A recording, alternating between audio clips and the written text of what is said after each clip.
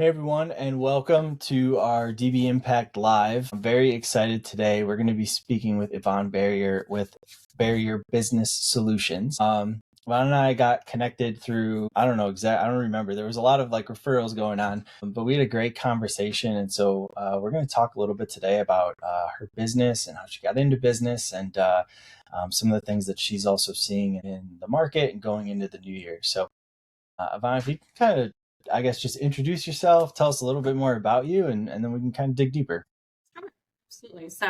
My name's Evonne. I have been in business for almost 7 years now. I've been in my industry for 8 years, and I really started my business because I was seeing a need from business owners to have really good quality support. So I started in the virtual assistant industry back in 2018, and it was kind of like an answer to a calling. I was searching for what I was meant to do in this life and kind of stumbled into being a virtual assistant. And turns out I'm actually pretty good at that. And so I really embraced it. And over the years, I had people come to me saying, hey, they needed support. I was working full time with multiple clients. And so I started my agency out of necessity, out of people just reaching out and needing help. Over the years, that has evolved into operations support. So now we don't only help with outsourcing, but we also help with getting your backend organized, setting systems up, putting processes on paper, optimizing different things. We help businesses really just organize their operations so that they can scale, so that they can bring on a team member, whether that's a virtual assistant or a direct hire. And it's really been super fun helping businesses, organize that stuff. A lot of people think it's not fun on their side of things, but that's where I nerd out a little bit and really enjoy just digging into stuff, breaking things down, and helping business owners make things really digestible for their team. Yeah, I love that. And I think the last time you and I talked too is like that portion of that growing business. I think everybody at some point in time when you're starting a business, you're in that situation where you're like, I need help, but I'm not sure exactly where it needs to come from. And I just think the approach that you've taken has been awesome for those individuals at different stages of business. Talk to us a little bit more about kind of the different areas that you are currently helping clients, and then some of the stuff that we talked about that you're going into here in like 2026. Sure. So we created a framework to take our clients through. I was really finding people were coming to me for virtual assistant support, but they really expected a virtual assistant to be like a magic fix, right? They wanted them to read their mind and to be able to make decisions that really are supposed to be the business owner's decisions. And so we created a framework to help our clients prepare to scale and prepare to have a virtual assistant.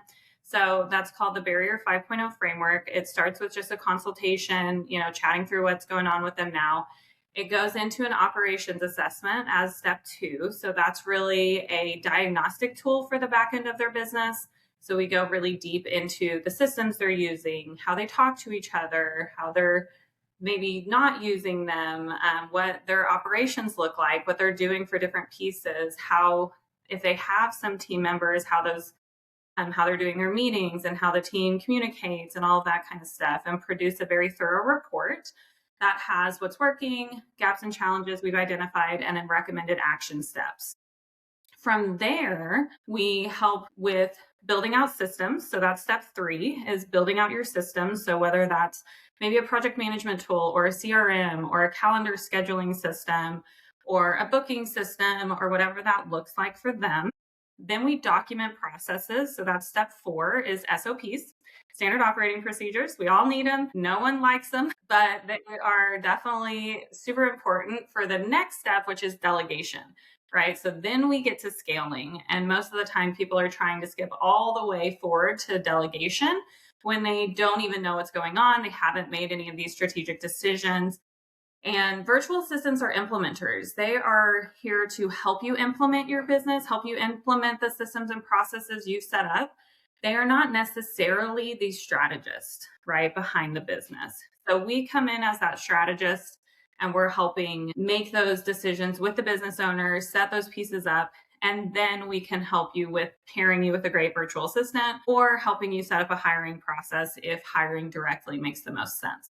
So that's what we've moved into, and that's been really helpful. We're also doing for a select few operations consulting. So, as we know, many business owners are busy and they're already working 60 hours a week or whatever that looks like, and they don't have the time or the capacity to really drive these projects forward. So, you can bring us on to help as almost like an interim COO. I don't really call it that, but that's kind of the role we're filling, where we're helping them make those strategic decisions, work with their team, put pieces in place that maybe our team isn't an expert in. And that's even gone into some really fun stuff lately, like AI agents and building out like really interesting automations and tools for them too. Yeah, there's a lot of that out there now. I think that's one of the things that I've run into with a lot of my clients is what you're talking about, which is like trying to get certain things documented. Because at the end of the day, like, and I've done it before, right? And I think everybody has at some level where it's like, hey, I want to hire for this person, but you bring them on and it's like they don't have a clear direction. Like even something as simple as like, hey, I want somebody to kind of manage my social media. Well, what's your goals there? Like, are you trying to get more followers? Are you trying to get business out of it? Like, there's got to be some strategy behind it to for it to actually be successful. And so, um, I love the fact that you guys are kind of taking that approach of like, hey, we can supply these people, but for them to actually be successful, like here's the pieces you actually need.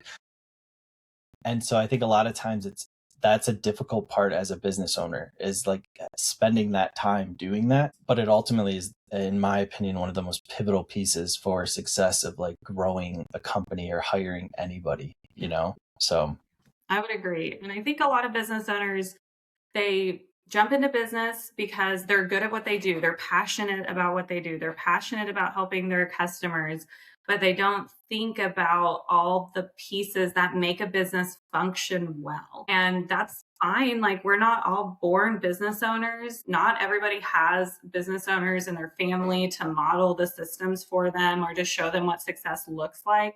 And I think so many people work themselves into a glorified job, right? And not an actual business.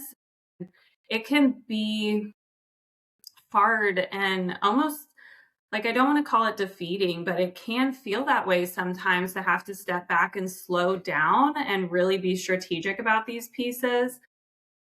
And ultimately, it's going to be so much better. It's just like working with a business coach, right? Like, when you put the investment and the time in, it's going to catapult you forward.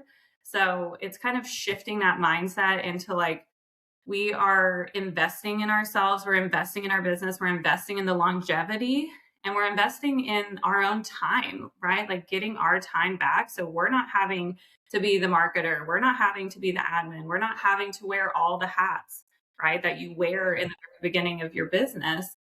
And that's what ultimately brings that longevity and scalability and creates businesses that are not only scalable, but are sellable, right? We all need an exit plan. We don't want to yeah, have a glorified job that then you can't exit when you're ready to retire. So by doing these pieces now, it's going to set you up for success later, but it is a mindset shift. yeah. Yeah, it's funny because the I had a business prior to this like years ago that I had started and I grew it pretty quickly, but it was something I was hiring contractors and things of that nature. And so I had a lot of that because I had previous operations experience. So I felt like, okay, I'm doing this. But what I realized in that scenario is a lot of times people get into business thinking like, oh, this is what I'm going to do forever. Right. And there, in my opinion, that's a little short-sighted. A lot of times, and this can change over time, but I think a lot of times you have to either, once you realize like, oh, I have something here, you either have to build that to sell it or you have to build it so that you can bring somebody in to run it, right? Mhm. And those two different avenues sometimes there's a lot of similarities, but there are some differentiators. And sometimes it does change, over time. That's like such a pivotal piece, I think, is like, is this going to be the thing you do until you're 80? Probably not. Like maybe it is. Like, I don't know, maybe you're Steve Jobs or, whoever, but I mean, even in those scenarios, those people are replacing themselves over and over and over again, right? So um, I just think that that's such an important part when people get into business is understanding like hey, there's got to be some sort of strategy here, not only in growth, but also like, where am I going to be in 10 or 15 years? Like, do I want to hire a person that's going to replace me, or do I want to sell this at some point in time? And those are very different conversations, Yeah. It goes back to goal setting, and it's such a different thing as a business owner, I feel like, to set goals, because you do have to have that foresight and you have to really slow down and think about where do you want to be and what does success look like for me, and kind of reframing that, like, money doesn't equal success. Like, when you get into this space, like, you can make all the money in the world, but if you're working 80 hours a week and you can't spend time with your family, what are we doing here, right? Most people don't start a business so that they can be locked in their office all day long.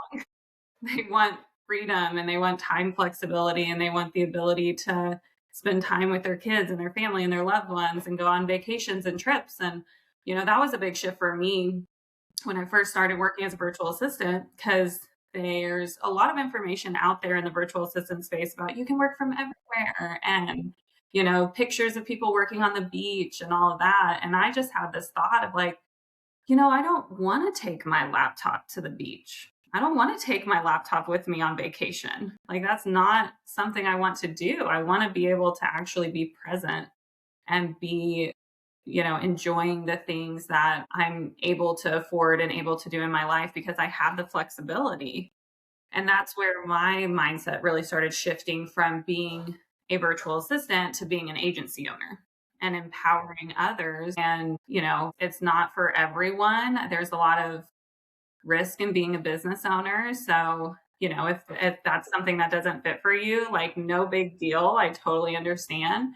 But for those that have that dream and that desire, and that, they have the self starter attitude and they're able to really go after these different things, it really makes a difference just starting to look at that. Like, what really matters to me? Is it time freedom? Is it just having all the money in the world? Or is it actually having, like, the freedom in my life to do the things I want to do? Yeah, and I know for me, it definitely gone through different stages of understanding. And I think that the evolution of a business owner is sometimes all over the place, right? Mhm. And I think sometimes, like, having a realization that it's okay to change that goal. It's okay to change that North Star a little bit, because things are going to happen. Life's going to happen. New people might come in, new opportunities, whatever that may be. Um, I think that's one of the things I struggled with, even starting DB Impact, is, like, kind of had an idea of, like, hey, this is the route I want to go. And now all of a sudden it's like, well, now I'm still doing a lot of the same things, but it just looks a little bit different now. You know what I mean? Yeah. And understanding that it is going to evolve over time, especially as technology increases and things of that nature. Like, that's moving very quickly.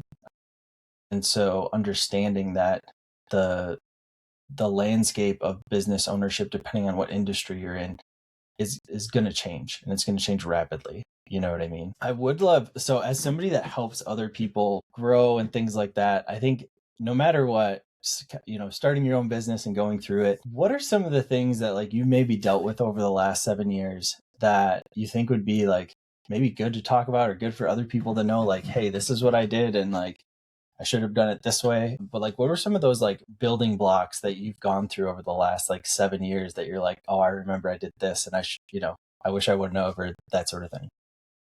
Yeah. Well, I would say one of my probably biggest, I don't like to call them failures. I just like to call them, like, learning opportunities. But one of my biggest learning opportunities was hiring too soon, which is funny because that's literally what I teach people about now. I learned it the hard way. Okay.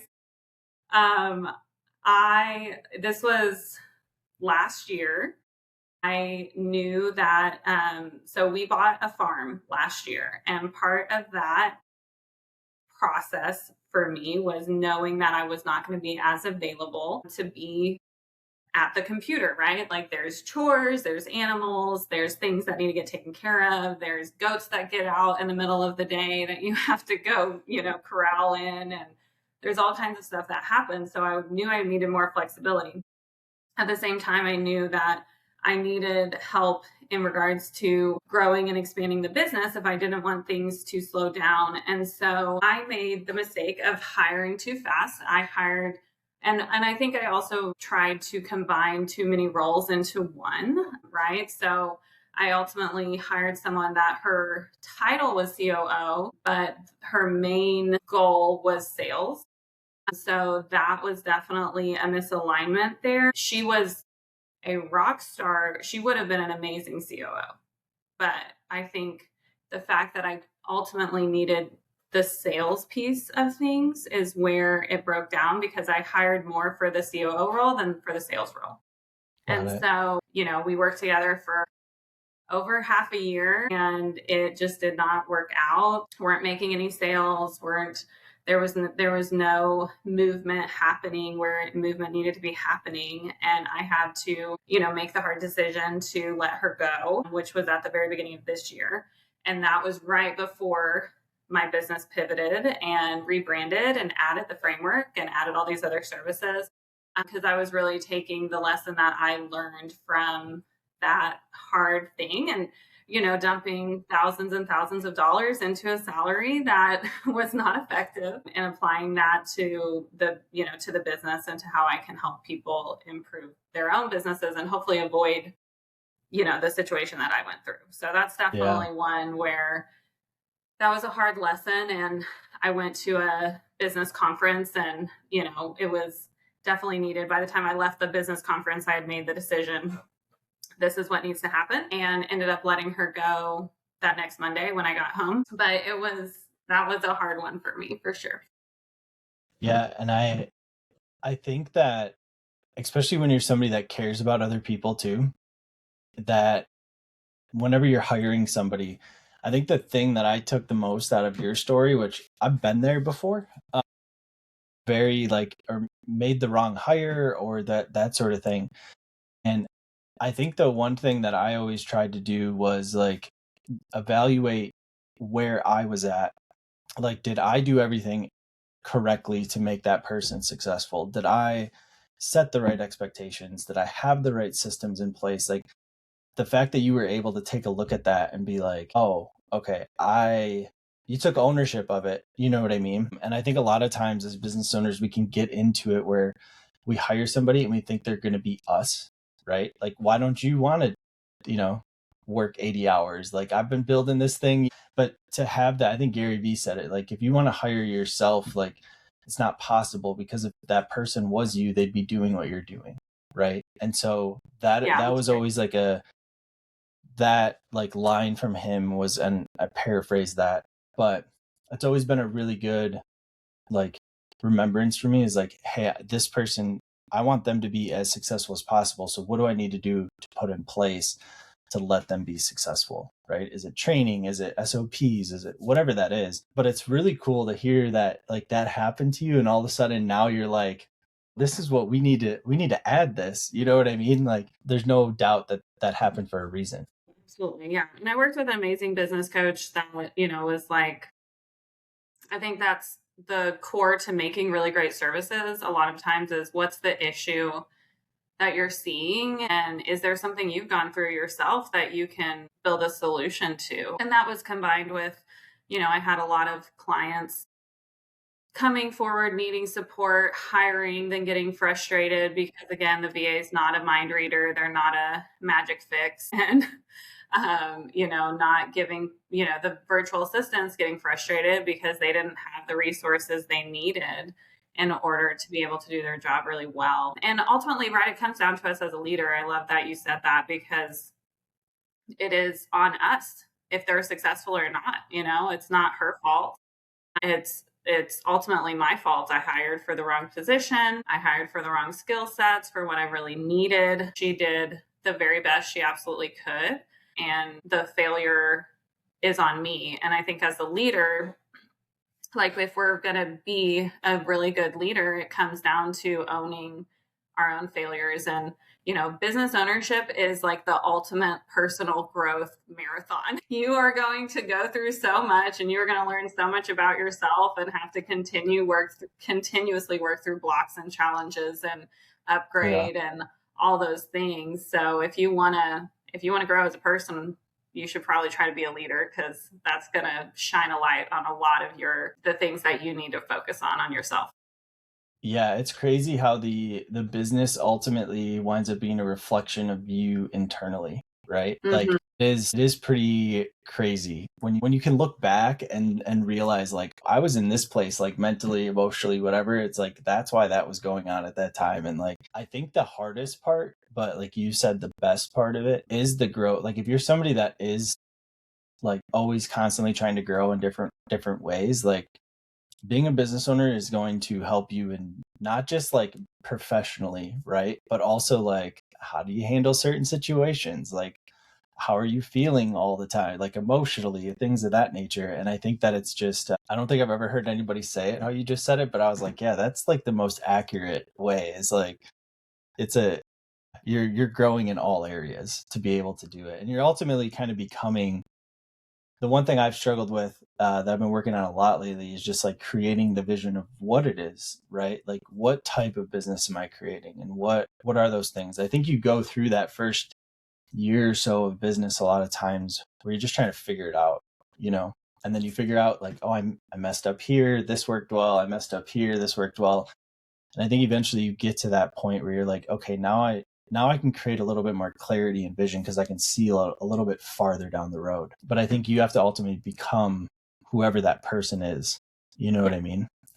Because you can't stay who you are currently if you're trying to move into a bigger vision of your life. You know what I mean? Like you have to become that person. So Absolutely. Yeah. I mean, that's the whole concept and core of manifesting and, creating a new life and all of that is really embracing who you would have to be to be the person that has those things.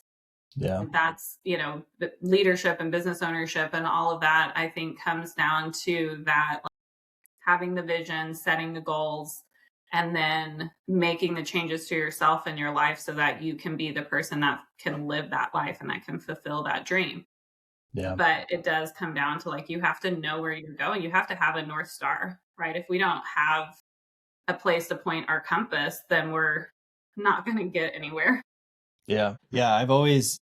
I've said this where I think you have to have your North Star, but you have to almost like leave room for miracles. And like Hmm.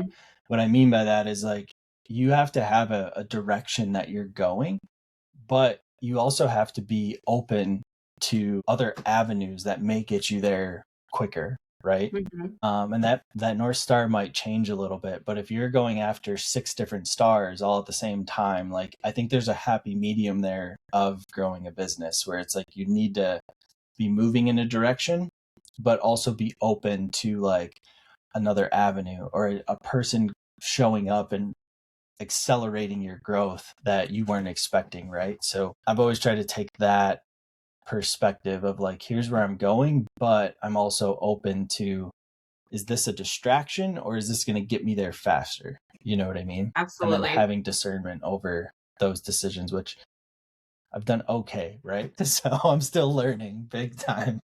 Yeah. Oh, we're all still learning, and that's why I think it's so important to just know what success looks like for you, right? Is success Yeah. having, the $1 million in the bank, or is it having evenings and weekends? Is it having flexibility to go to your kid's soccer game? Is it having, the time to be able to take off in an afternoon because you just don't feel like doing the thing, right? Like, what does that look like for you?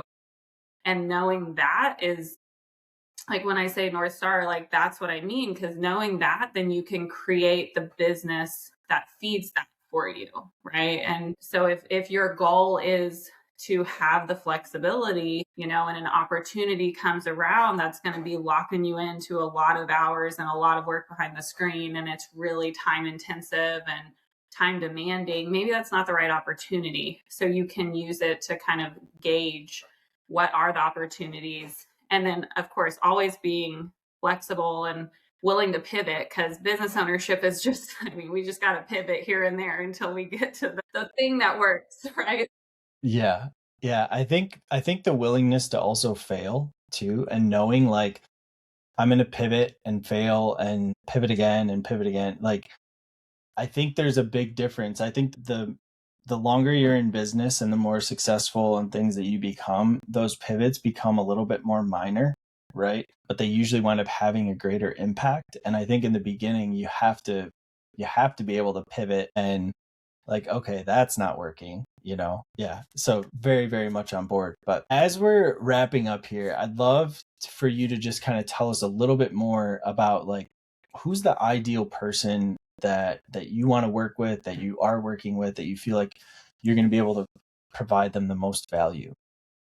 Absolutely. So for us, I would say business owners that have been in business for a couple of years, they likely have a team, maybe a small team, one or two people supporting them, supporting the client load. They likely are still doing a lot of the administrative work, a lot of the back end work, kind of managing all of the moving parts on the back end of the business. And they are really wanting to be able to get that time freedom that we're talking about, wanting to be able to turn this into something that can scale and grow past themselves and where they're at right now. So they have some things going on. They have some existing systems. They're not like just straight startup, but they also know that this probably isn't the most efficient way to go about it. Maybe we've got duct tape systems, or we started with this thing and then put this thing in place and then put this thing, and they're all just kind of like a mismatch of tools that are being used because that's what made sense at the time. Those are really great people to go through the process, because the operations assessment is going to be really impactful for them, and it's going to really help identify a lot of those holes, the gaps and challenges that they're going through, and then give them the recommended action steps to improve those pieces, right? And then we can help, their team can go through some of those pieces together. But those are going to be the people that we probably can make the most impact for. Not that like, I've also worked with people that have been in business for 20 years, and we're just making, like you said, little tweaks at that point can make a really big difference, but we're not doing a complete overhaul of a system or a new process or bringing in a new tool or anything like that. But we can still identify some of the cracks in the foundation and, help fill those pieces. But probably the people that are, they've been in business 2 to 5, maybe 10 years or so, and they're like, I really want to improve efficiency. I want to have better processes. I want to have automations. I want to have tools that talk to each other. I want to really be able to document these pieces because I need an admin. I need people in these different places so that I'm not the one doing all of it. They can focus on income producing activities. And then that's really what can allow them to grow and scale. I love it. I love it. Well, Evonne, I appreciate you spending time with me today and everybody else that is going to watch this. So if you are somebody that is a business owner and you're interested in VAs or how they can help you in your business, I highly, highly recommend reaching out to Evonne and her team. But Evonne, I appreciate your time today, and look forward to continually working with you here. Yeah, thank you, Drew. It was great to chat with you and love the conversation, and looking forward to how we can continue supporting each other. I love it. Have a good one. You too.